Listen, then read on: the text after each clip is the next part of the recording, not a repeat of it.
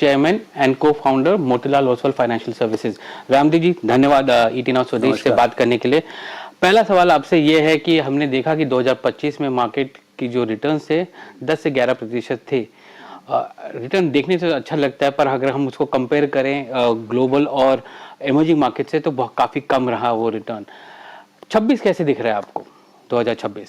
देखिए, बाजार में आते हैं तो सबसे पहले तो आपको ऑप्टिमिस्टिक ही रहना पड़ेगा। हालांकि माहौल भी बहुत अच्छा है। मेरे लगता है कॉर्पोरेट अर्निंग्स ग्रोथ पिकअप होगा और क्रेडिट फ्लो अच्छा है। Cost of credit is going around. GST कम कर दिए हैं उन्होंने। क्रेडिट आपको कॉर्पोरेट टैक्स कम होता है। सब चीज़ का इफेक्ट जो है ना धीरे धीरे आएगा। सो मुझे लगता है Q3 शुड ऑल्सो, Q3 भी मेरे ख्याल से आप जो एनालिस्ट का एक्सपेक्टेशन है उससे ऊपर आएगा, 1-2% ऊपर आएगा। मानो उनका 8% का एक्सपेक्टेशन है, मेरे लगता है 9, 9.5, 10 आएगा। और Q4 में यही 10 बढ़ के 12-15 हो जाएगा। तो जैसे जैसे अर्निंग साइकिल इम्प्रूव होगा ऐसे ऐसे बाजार में स्ट्रेंथ आएगा। सर, एक जो चीज़ हम मार्केट वेरी क्लियरली देखती है वो क्रेडिट ग्रोथ भी है, क्योंकि वो परचेसिंग पावर को मार्केट सिर्फ देखती है अर्निंग्स ग्रोथ और क्रेडिट ग्रोथ। हाँ, कहीं से चोरी करके भी लाओ तो भी अर्निंग्स ग्रोथ इज गुड। तो क्या है, this is one of the enabler of purchasing power. See आपके जेब में यदि मान लो 1 लाख रुपया है, यदि 1 लाख रुपया क्रेडिट मिल जाए तो आप 2 लाख का खरीदेंगे आप, है ना। So credit is very important supplement as a purchasing power. आपको कैसे लगता है कि क्रेडिट ग्रोथ अभी अपटिक हो जाएगा? हमने देखा कि 125 बेसिस पॉइंट का रेट कट किया गवर्नर ने, हमारा जीएसटी कट हुआ, हमारा इनकम टैक्स का कट हुआ, पैसे लोगों के हाथ में ज़्यादा हैं, लोग कंजम्पशन में कर रहे हैं, डिस्क्रिशनरी स्पेंड्स तो से बढ़ रहे हैं, ऑटो में हमने देखा कि कैसे ग्रोथ हो रहा है। बट क्रेडिट ग्रोथ जो 8% था, अभी पिछले एक क्वार्टर में वो 11% के आसपास हुआ है। आपको लगता है कि यहाँ से अब क्रेडिट ग्रोथ ऊपर जाएगा? तो सरकार के ऊपर है। गवर्नर साहब तो बोल रहे हैं कि भाई क्रेडिट ग्रोथ शुड पिकअप। हमको 4% इन्फ्लेशन तक हमको कोई प्रॉब्लम नहीं है। तो मुझे लगता है कि credit growth will pick up to 14-15%। And उसके बिना आपको नॉमिनल जीडीपी ग्रोथ आएगा नहीं। नॉमिनल जीडीपी ग्रोथ नहीं आएगा तो टैक्स कलेक्शन नहीं आएगा, बिकॉज दुनिया चलती है नॉमिनल के ऊपर। ये इकोनॉमिक्स लोगों का कंसेप्ट है, सब रियल माइनस इन्फ्लेशन कैलकुलेट आएगा। आपको 8% नॉमिनल ग्रोथ है और 1% उसमें काट दो 7%, तो उसमें टैक्स नहीं आएगा। आपको बजट का एस्टिमेट भी 10 के ऊपर बेस्ड है, 10-10.5% जीडीपी ग्रोथ के ऊपर। सो मेरे ख्याल से 10-10.5% जीडीपी ग्रोथ आने के लिए आपको 14% आपको क्रेडिट ग्रोथ करना पड़ेगा। तब जाके आपका 10.5% आएगा, 10.5-11% आएगा, तब जाके आपको टैक्स कलेक्शन चालू होगा। और टैक्स कलेक्शन नहीं आएगा तो ऐसी सरकार के दफे हो जाएंगे, फिर वो फिस्कल डेफिसिट, फिर क्रेडिट रेटिंग, बहुत चक्कर है। तो आपको लगता है कि इस बार जैसे बजट आएगा तो सरकार का जो एम्फोसिस होगा कि क्रेडिट ग्रोथ को बढ़ाए ताकि नॉमिनल जीडीपी बढ़े? नहीं भाई, इकोनॉमी शुड डू वेल ना। कंज्यूमर कंजम्पशन जो है, सी मेरे पास स्ट्रेंथ क्या है, या तो ग्लोबल डिमांड है या लोकल डिमांड है। ग्लोबल डिमांड बहुत मतलब अजीब हो गया है ना, उसके ऊपर कुछ समझ में नहीं आ रहा क्या होगा। सो इतना अनसर्टन ग्लोबल डिमांड है, उसमें डोमेस्टिक डिमांड तो मेरे हाथ में है ना, तो उसको मैं कितना पंप करूँ वो मेरे ऊपर है। मैं उसको कितना फिस्कल देता हूँ, मैं उसको कितना मॉनिटरी देता हूँ, क्या कॉस्ट ऑफ क्रेडिट देता हूँ, how I incentivise the banks to increase, वो तो मेरे हाथ में है ना। ये तो मशीन है, तो पूरा ये तो भूखों की कंट्री है, तो you know there is no consumption, you know. So but then you should not go overboard also. So मेरे ख्याल सरकार को बहुत अच्छी तरह से मालूम है, हम जो बोल रहे हैं 10% है, सरकार को 100% मालूम है वहाँ पर जो पॉलिसी मेकर्स हैं, and they are exactly going on the same lines, perfectly aligned है। सो मैं उसी कारण बोल रहा हूँ कि बट ये इकोनॉमी है, एलिफेंट है, धीरे धीरे धीरे आपने क्रेडिट स्लो डाउन किया तो 12 महीने लगा अर्निंग्स को स्लो डाउन होने के लिए। अभी आप पानी छोड़े हो तो पानी कंज्यूमर तक पहुँचने तक भी 6-8 महीना लगेगा। So you started this thing giving relief 6 महीना पहले, तो मेरे ख्याल से ये क्वार्टर में थोड़ा होगा, 4th क्वार्टर में बहुत अच्छा होगा, और अगले साल यदि मान लो, मतलब मेरे ख्याल से 26-27 should be a bumper year for corporate earnings. Sir हाँ सर, अर्निंग्स हमारे फ्लैट रहे हैं, इंडेक्स सेम लेवल पे रहा है और एफपीआई आउटफ्लो हुए। Unfortunately I am telling you, investor को अच्छा लगता होगा same index, but correction time correction हो रहा है। नो टाइम करेक्शन, लेकिन true equity market is up and down. जैसे अनुलोम विलोम होता है ना, खाली अनुलोम नहीं कर सकते, खाली अनुलोम करते हो तो थर्ड टाइम नहीं कर सकते। सो विलोम is must, it's a very healthy part of the process. और यदि आप वो नहीं करोगे तो साल 2 साल 3 साल वो टाइम करेक्शन में निकल जाएगा। सो आप कह रहे हो कि विलोम करना होना जरूरी है, पर विलोम होगा कैसे अगर आप डोमेस्टिक फ्लोज इतने हैं? वही तो उसी का ठीक है, जैसा ऐसा सिचुएशन ऐसा है वैसा है, उसी कारण से आपको 1 साल से पैसे नहीं बने, अभी और 4-6 महीने नहीं बनेगा, फिर जोर से बनेगा। जितना जितना देर पैसे में उतना ही जोर। सी आपका इंडेक्स जो है 25,000 वाला 50,000 2030 में होना ही है, मेरे हिसाब से होना ही, मतलब ऐसा कोई जरूरी नहीं है 30 का 31 भी हो सकता है, लेकिन पक्का होगा। ओके, अब वो मतलब लास्ट 3 साल में होगा, अभी कभी हो जाएगा, ये नहीं मालूम किसी को। जो मतलब ये रैंडम वॉक है, मतलब कभी ऊपर जाएगा, कभी नीचे आएगा, कभी चार स्टेप आगे जाएगा, 4 स्टेप पीछे आएगा, फिर 4 स्टेप आगे जाएगा और 1 स्टेप पीछे आएगा, या नीचे या नहीं आएगा। तो you don't know how the market will move, but you should have that patience to see that जो 45 साल से होते आ रहा है, अगला 45 साल उससे ज़्यादा सुनहरा होगा, इतना मैं कहता हूँ। Things are so much better, मतलब हम सब कुछ नहीं बता सकते क्या क्या है, but things are much $700 billion का पास रिजर्व है। आज आपकी हिम्मत, आप एज अ कंट्री आपकी हिम्मत है for the trade dispute to stand up to America also. वो कहाँ से आ रहा है स्ट्रेंथ? ये तो नहीं था स्ट्रेंथ 10 साल पहले, है ना? So clearly it is much stronger economy and still very poor at $2,500 per capita. तो आपको आगे जो है, अब जो है यहाँ से, और पॉलिसी मेकर को समझ में आ गया कि भाई क्या करना है। तो मेरे को लगता है यहाँ से एटलीस्ट नेक्स्ट 4-5 ईयर्स चीज़ें बहुत अच्छी लगती हैं। हमारा करेक्शन हो गया, अर्निंग्स करेक्शन हो गया, forget about market, market will do its own job. तो अर्निंग्स करेक्शन हो गया, अभी अर्निंग्स का रिकवरी आएगा। और रिकवरी जो है कंज्यूमर सेक्टर से शुरू होगा और बाकियों में जाएगा। वही इंटरेस्ट सेंसिटिव जितने हैं, जितने भी इंटरेस्ट सेंसिटिव हैं, जैसे ऑटो है भाई, रोटी कपड़ा मकान गड्डी, तो अभी गड्डी चाहिए अभी सबको, है ना? जिसके बाद जिसकी सकते जिसको मेरे को लगता है 2 व्हीलर का टिपिंग पॉइंट आ गया है। This is the best golden period for 2 wheeler, and then somewhere even the entry level cars will also explode. जो वापस आएंगी उसमें डिमांड बहुत जोर से, क्योंकि बिकॉज सी अल्टीमेटली सबको कार चलानी है, लेकिन यू कैन नॉट अफोर्ड ना भाई। यदि मेरा इनकम ही 50,000 रुपये महीने का है तो मैं कैसे कार खरीदूंगा? लाख 1.5 लाख रुपये तो चाहिए ना कम से कम। सो जो 50,000 वाले जो हैं वो सब के सब मोटरसाइकिल खरीदेंगे, प्रीमियम मोटरसाइकिल खरीदेंगे, and then when I can afford I will buy second hand entry level car and then proper 800,000 और व्हाटएवर। सर एक चीज जो आई हमारे बाजार में वो है पी करेक्शन फॉर कंपनीज, जहां पर अर्निंग्स ग्रोथ एकदम गिर गई। एक एग्जांपल लेते हैं ट्रेंड का, 40-45%। अरे वो ट्रेंड के पीछे क्यों पड़े? बेचारा कंपनी इतना बढ़िया कर रहा है। नहीं, मैं ये कह रहा हूँ कि एक जमाने में 40-50% का ग्रोथ होता था, अभी 25% का ग्रोथ है, जो कि अच्छा ग्रोथ है, बहुत अच्छा ग्रोथ है। But P multiple. लेकिन आपका जो बायर था उसने एक्सपेक्टेशन बिल्ड करी था मान लो 40 का, बिकॉज 2-4 साल तक 40-50% आया, तो लोगों ने बोला अगले 10 साल तक भी 40% आएगा, तो उसके कारण से, लेकिन अब थोड़ा नीचे आएगा, थोड़ा डिसअपॉइंटमेंट होता है। सो स्टॉक का जो भाव जो है वो तो रीसेट करेगा ना, 40 के बदले 25 करेगा ना। मान लो 25 बोल के मान लो 10 आता है, फिर मार पड़ेगा, लेकिन 25 बोल के 40 आ गया तो वापस चलेगा। आपको लगता है कि ऐसे कई महारथी स्टॉक्स हैं जहां पर ऐसे अर्निंग्स करेक्शन हुए, करेक्शन नहीं कहूंगा, करेक्शन गलत वर्ड होगा, अर्निंग्स स्लो डाउन हुआ है और उसके वजह से पी करेक्शन बहुत शार्प हुआ है, और वो करेक्शन तब तक रहेगा जब तक ये यहाँ पर अर्निंग्स रिवाइवल फिर से नहीं होगा। आपका अर्निंग्स मान लो 25% से बढ़ रहा है और स्टॉक प्राइस आधा हो गया है, मतलब क्या हुआ? आपका एक्चुअल में ईपीएस तो मान लो 10 का 12 हो गया, लेकिन आपका पी मल्टीपल 100 से 50 हो गया। तो correction is more than the P correction, you know, because earnings बढ़ गया तो मेरा P multiple drop will be far higher. तो ऐसे चलता है बाजार काम यही है, zigzag around the value line. आपका ये वैल्यू लाइन होता है, value and price. So value is what the company is doing, price is what the market is doing. So जब, लेकिन दोनों अलग जगह है, मतलब जैसे कंपनी जो है बेंगलोर में है, दिल्ली में कहीं भी है, लेकिन स्टॉक मार्केट किधर है? मुंबई में। सो मुंबई वाले सब अपना कार्यक्रम कर रहे हैं around a value line, and price is just fluctuating day bye.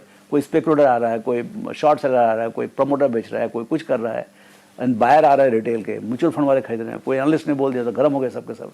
So you know the value is understood by long term investors, price is understood by long term as well short term investors. So there are lot many players on the price side and it is very irrational. जितना ज़्यादा short term देखेंगे उतना ज़्यादा irrationally मिलेगा आपको price में, value will always be constant. यदि मेरा प्राइस टू बुक, यदि कोई बैंक है मान लो 1 लाख करोड़ का उसका नेटवर्क है, उसका प्राइस टू बुक मान लो 2 होना चाहिए, तो 2 लाख उसका वैल्यू है। अब वो 2 लाख में जो है प्राइस जो है ना 1.5 लाख भी हो सकता है और 2.5 लाख भी हो सकता है और 4 लाख भी हो सकता है। जितना ज़्यादा आप वैल्यू से दूर जाओगे उतना ज़्यादा आपको पनिशमेंट मिलेगा कभी न कभी, और वो कभी मिलेगा नहीं मिलेगा किसी को नहीं मालूम। और वो मार्केट डिपेंड करता है। वो तो मार्केट रैंडम वॉक ना, दारू पे घूम रहा हो। ये बताइए कि वेल्थ क्रिएटर्स में हमने देखा कि कुछ वेल्थ क्रिएटर्स हैं, जैसे आपकी एक रिपोर्ट भी आई थी जिसमें बीएससी सबसे फास्टेस्ट वेल्थ क्रिएटर। कौन सा? BSc, Bombay stock exchange, fastest wealth creator रहा। बैंक्स में हमने देखा कि आईसीआईसीआई बैंक है, एसबीआई है जो वेल्थ क्रिएटर है। इम्पोर्टेंट ये है कि एसबीआई वेल्थ क्रिएटर लिस्ट में आया, वो एक बात है, क्योंकि पीएसयू बैंक्स का रिवाइवल जो हुआ है पिछले 5 साल में, काफी पीएसयू आए हैं, मतलब not only SBI but all the defence companies, HAL है, बीएल है, एनटीपीसी है, बहुत सारे हैं। हाँ। तो ये जो रिवाइवल है पीएसयू बास्केट का, और क्या आपको लगता है कि इस बार ये जो रिवाइवल है ये वैल्यूएशन गैप प्राइवेट सेक्टर के साथ जो है वो कम कर देगा? पक्का वो कम हुआ ही है। पहले जो मतलब मान लो प्राइवेट सेक्टर में 20 का पी था, यहाँ 5 का पी था, अभी 10 का हो गया, बट अभी भी गैप है। तो जितना अच्छा गवर्नमेंट चलाएगी सब कंपनीज को, जितना मतलब इनको डाइल्यूट करते जाएगी और जितना ऑटोनॉमी देते जाएंगे, less and less interference, best and best management, I think they should do better than private sector in India. और फाइनेंशियल्स में आप देखें तो प्राइवेट सेक्टर इस 25 में अंडर परफॉर्म किया है पीएसयू से। आपको लगता है कि 26 में पीएसयू की जो रन है वो रहेगी? जिसके पास अर्निंग्स ग्रोथ आएगा, यदि मान लो पीएसयू में अर्निंग्स ग्रोथ है, मान लो एसबीआई में अर्निंग्स ग्रोथ ज्यादा है आईसीआईसीआई से, एचडीएफसी से, एसबीआई विल डू बेटर। भाई मैं तो मल्टीपल की बात ही नहीं कर रहा हूँ, चलो ठीक है ना, आपने एक को 20 का पी दिया, एक को 10 का पी दे दिया, जो भी रीजन है आपको, बिल्कुल, लेकिन मेरा अर्निंग्स ग्रोथ यहाँ से, चलो नया गिल्ली नया दांव, यहाँ से मान लो एचडीएफसी बैंक 20% अर्निंग्स ग्रोथ करता है और एसबीआई 25% करता है, तो एसबीआई विल डू बेटर। और वो मार्केट रिकॉग्नाइज करने के लिए तैयार है कि क्योंकि वो जो डिस्काउंट मिलता था पीएसयू को, तो डिस्काउंट तो है ना अभी भी एचडीएफसी बैंक 20 का पी है और एसबीआई 10 का पी है, तो वो डिस्काउंट तो मैं उसके बारे में बात ही नहीं कर रहा हूँ, मैं वो तो एक अलग जगह है, वो तो लॉटरी बाकी है आपको। तो यदि मान लो दोनों मान लो 20% ग्रोथ करते हैं, तो हो सकता है यदि मान लो रीरेट हो जाए 20% से, कौन सा? एसबीआई, तो आपको 40% रिटर्न मिल सकता है। लेकिन मैं तो बोलता हूँ मान लो वो 20 का पी रहा है एचडीएफसी और ये 10 का है, तो भी आपको जो अर्निंग्स ग्रोथ डिफरेंशियल है वो तो पेमेंट करेगा ना बाजार। सर एक आप हमेशा कंपाउंडिंग के बारे में बात करते हैं, तो कंपाउंडिंग के जो रूल्स हैं क्या वो चेंज हो गए हैं क्योंकि मार्केट डायनेमिक्स चेंज हो गए हैं? नहीं, कुछ नहीं बदला है। ये तो कोई ऐसा कोई लिखा हुआ कोई महाभारत थोड़ी ना है, यू नो, कोई it's a compounding means study you keep making 18-20% for many years to come, like 30-40-50 year, उसमें बहुत पैसे बनते हैं। बिकॉज क्या होता है कि मान लो 25% से बन रहा है, तो 25% से क्या होता है कि 10 साल में 10 गुना आता है, बट 10 साल में 10 गुना इज नॉट इम्पॉर्टेंट, 20 साल में 100 गुना होता है, उधर मजा है। क्योंकि आपने 100 में खरीदा, वो 1000 हो गया, ठीक है, 10 साल लगा, मतलब you made good money, but that is not compounding. The real compounding is when that 1000 becomes 10,000, आपका परचेस प्राइस स्टिल रिमेन्स 100, क्योंकि देखिए परचेस प्राइस नहीं बदलता है।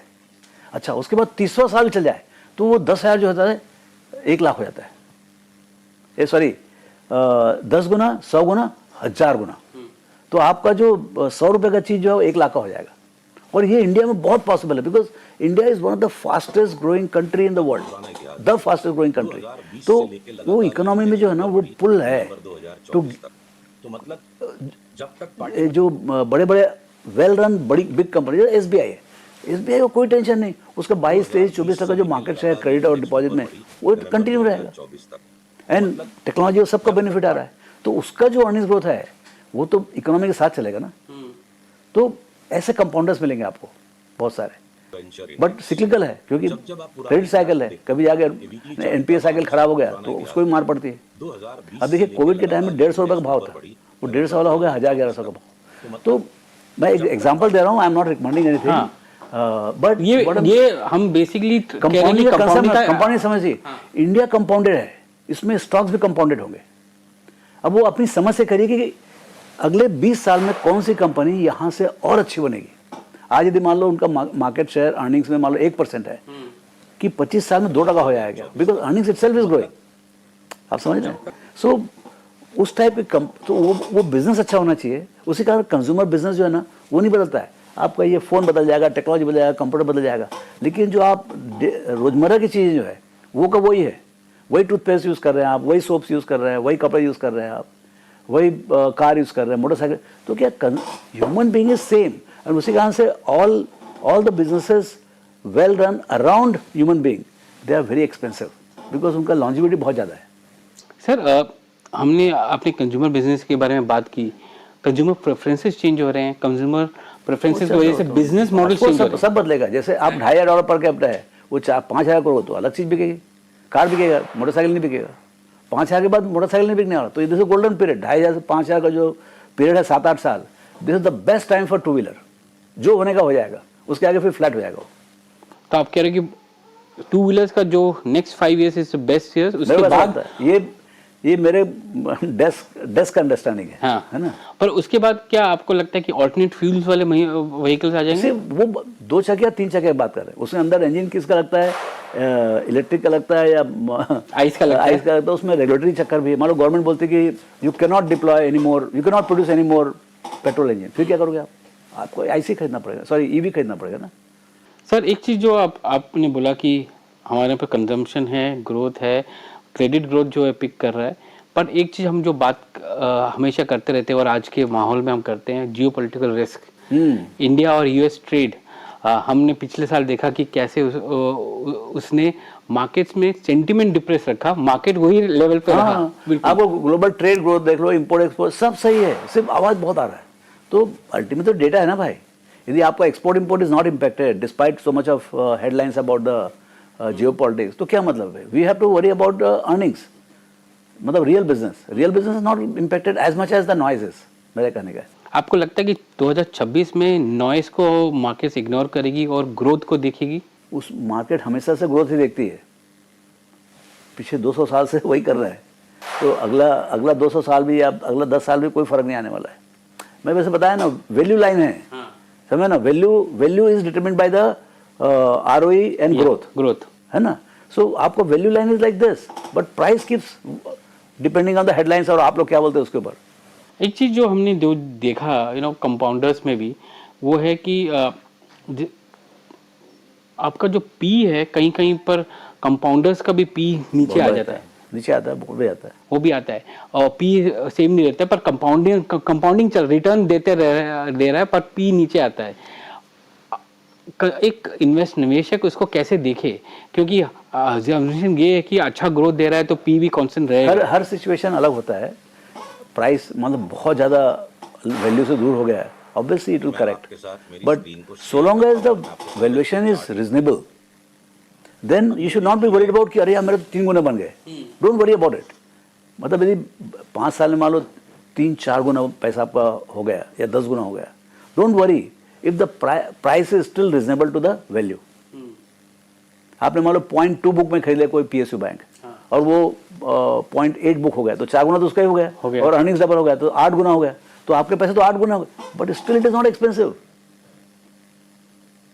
सो you have to have that understanding कि मेरा वैल्यू। सो उसी कारण क्या होता है, जैसे प्राइस बढ़ता है लोग बेच देते हैं, but then how will you do compounding? Compounding is in decades, not in years. एक ख्याल रखिए आप। फाइनल सवाल सर, हम बजट सीजन में हैं और आपने भी ये कहा कि कंजम्पशन को मेंटेन करना चाहिए, क्रेडिट ग्रोथ आगे बढ़ना को बूस्ट करना चाहिए, और domestic consumption is the biggest God. Government को क्या करना चाहिए इसके लिए? क्योंकि उन्होंने बहुत कुछ किया पिछले 2025 में। Government is absolutely on the right line. मतलब उन्होंने फिस्कल कंसेशन दिया, उन्होंने मॉनेटरी कंसेशन दिया, उन्होंने क्रेडिट फ्लो दिया, कॉस्ट ऑफ क्रेडिट किया। मेरे लगता है cost of credit should be further brought down, but they are walking on the right line. I mean, so मेरे को लगता है कि they know what they, I am just saying that what they are doing. हाँ, ये इस पे तो काफी वो चर्चा चल रही है कि कैसे हम और डोमेस्टिक कंजम्पशन और डोमेस्टिक मार्केट को पुश करें। कंजम्पशन ही जैसे डोमेस्टिक इन्वेस्टर मार्केट को बचा के रखा है। यदि डोमेस्टिक इन्वेस्टर नहीं होता बाजार ही खत्म होता। मतलब FI मार के उसका $19 बिलियन लेके चले गए, कुछ भी मार्केट को हुआ नहीं। तो वैसे डोमेस्टिक कंज्यूमर जो है ना, दूसरा DII है for the economy, broader economy, real economy. Domestic consumers are the DII. वो और आपको लगता है कि वहाँ पर कुछ मेजर्स जरूरी हैं या वो तो जरूरी इकोनॉमिक्स लोग को समझ है, वो तो जो रेगुलेटर्स हैं उनको समझ है कि कितना क्रेडिट। यार मेरे पास मान लो 1 लाख रुपया है, आप मेरे 1 लाख रुपया क्रेडिट दोगे 2 लाख का परचेसिंग होगा। यदि मेरे 2 लाख का क्रेडिट दोगे तो 3 लाख का परचेसिंग होगा। यदि मेरे को आप 50 लाख दोगे तो 1.5 लाख का ही होगा। So RBI has to decide भैया how much credit I want to give to the people. Ramjeev ji, आज हमसे बात की, बहुत धन्यवाद और इथेनॉल स्वदेश में आने के लिए। Thank you very much. Thank you.